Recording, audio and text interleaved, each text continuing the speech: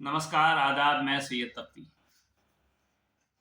Elon Musk और ईरानी राजदूत के बीच मुलाकात की काफ़ी चर्चा हो रही है और अमेरिकी मीडिया सूत्रों से ये पता चल रहा है कि अमेरिका और ईरान के तनावपूर्ण संबंधों को लेकर के शायद इस मुलाकात में चर्चा हुई। सवाल वही है कि आखिर मुलाकात हुई क्यों? अमेरिका में चुनाव नतीजे आने के बाद से पूरी दुनिया की निगाहें ट्रंप पर टिकी हुई हैं। हालांकि ट्रंप को एक बार पहले भी आजमाया जा चुका है, लेकिन शायद दुनिया दोबारा ट्रंप को आजमाने के मूड में है। दुनिया इस वक्त लड़ाई के मैदान में दो मोर्चों पर युद्ध को बर्दाश्त कर रही है। एक तरफ इसराइल हमास युद्ध और दूसरी तरफ यूक्रेन और रूस युद्ध। डोनाल्ड ट्रंप इस बात का दावा कर चुके हैं कि वो राष्ट्रपति बनने के बाद यूक्रेन और रूस का युद्ध रुकवा देंगे। अब नतीजा क्या होता है ये अलग बात है, लेकिन इसराइल हमास के बीच में जो लड़ाई हो रही है वो पूरे पश्चिम एशिया में दिन ब दिन खतरनाक होती जा रही है। ईरान पूरी तरीके से हिजबुल्लाह और हमास का खुला समर्थन करता है। शायद ये भी एक बहुत बड़ा कारण है कि ईरान और इसराइल के बीच तनाव बढ़ता जा रहा है। ईरान और इसराइल एक दूसरे के खिलाफ शब्दों के बाढ़ चलाते रहते हैं।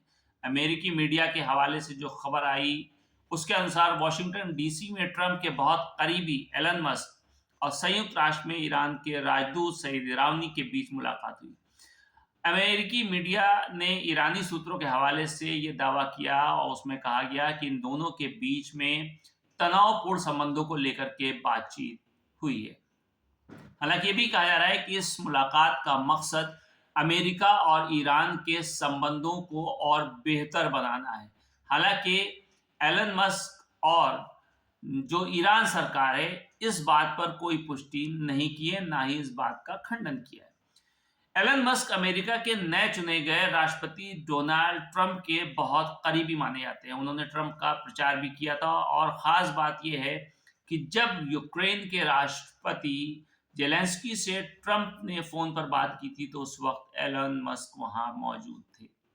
डोनाल्ड ट्रंप दूसरी बार राष्ट्रपति बन रहे हैं। इससे पहले भी वो राष्ट्रपति बने थे तो ईरान के साथ रिश्ते सामान्य नहीं थे।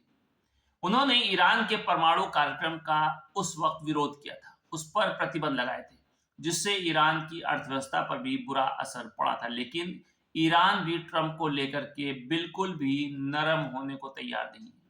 ये वही ट्रंप है जिन्होंने जेरूशलम को इजराइल की राजधानी के तौर पर मान्यता दी थी, जिससे ईरान काफी नाराज हुआ था। साथ ही साथ इजराइल के साथ अमेरिकी नीति बाइडेन के मुकाबले में ज्यादा खतरनाक नजर आती है, क्योंकि राजनीतिक विशेषज्ञ इस बात को मानते हैं कि डोनाल्ड ट्रंप की विदेश जो नीतियां हैं वो पश्चिम एशिया में जो भी फैसले होंगे उसमें वो इजराइल के हितों को शायद सबसे आगे रखेंगे और यही ईरान की नीति के खिलाफ है।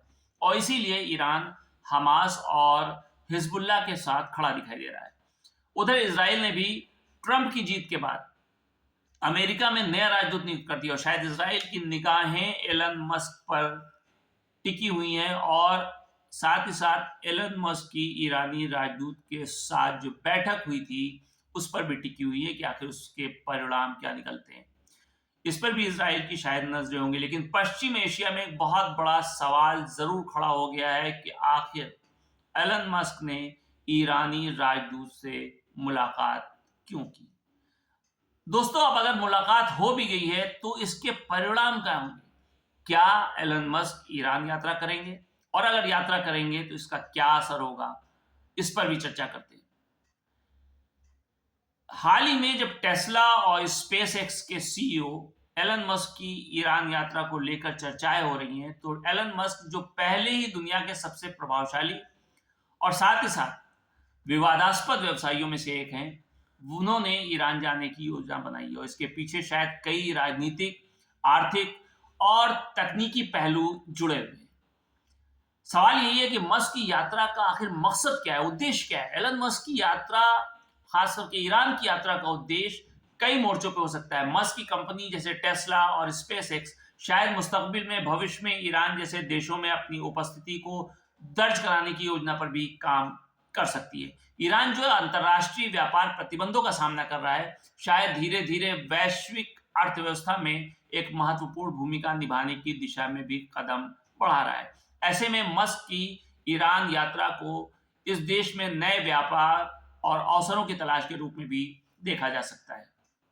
ईरान और अमेरिका के रिश्ते हमेशा से ही काफी जटिल रहे हैं। अमेरिका के कई प्रमुख उद्योगपतियों के लिए ईरान के साथ व्यापार करना हमेशा एक चुनौतीपूर्ण विषय रहा है। मस्क अगर सचमुच ईरान यात्रा पर जाते हैं तो ये एक बहुत बड़ा राजनीतिक बयान हो सकता है। ये संकेत हो सकता है कि एलन मस्क, जो अक्सर नए और अप्रत्याशित कदम उठाने के लिए जाने जाते हैं, ईरान के साथ कारोबारी रिश्ते बनाने में रुचि रखते हैं, भले ही इससे राजनीतिक विवाद उत्पन्न हो। ऊर्जा क्षेत्र, मस्क की टेस्ला कंपनी के लिए ईरान में बड़े पैमाने पर इलेक्ट्रिकल व्हीकल और सौर ऊर्जा परियोजना का निर्माण एक आकर्षक अवसर हो सकता है। ईरान में स्वच्छ ऊर्जा की दिशा में भी काम करने की संभावना है और साथ ही साथ मस्क का ध्यान हमेशा मुस्तकबिल भविष्य के ऊर्जा समाधान पर रहा है। स्पेस टेक्नोलॉजी की अगर बात की जाए तो ईरान ने हाल के वर्षों में अपनी अंतरिक्ष तकनीक में काफी निवेश किया है। स्पेसएक्स द्वारा दी जाने वाली तकनीकी मदद, लॉन्च सेवाएं और सहयोग संभावित रूप से दोनों पक्षों के लिए फायदेमंद हो सकते हैं। मस्क की यात्रा से ईरान की अंतरिक्ष तकनीक को भी प्रोत्साहन मिल सकता है। ईरान में उच्च स्तर की बेरोजगारी और आर्थिक चुनौतियों के बावजूद एक बड़ा और अनछुआ बाजार है। मस्क की कंपनी के लिए शायद ईरान में अपने उत्पादों को पेश करने का एक सही समय हो सकता है। हालांकि मस्क की यात्रा से कई संभावनाएं, कई उम्मीदें खुल सकती हैं, लेकिन चुनौतियां भी जुड़ी हुई हैं। अमेरिका और अन्य पश्चिमी देशों द्वारा ईरान पर लगाए गए व्यापारिक प्रतिबंधों के कारण मस्क की कंपनी के कारण वहां पे कानूनी और वित्तीय मुश्किलों का सामना कर सकती है।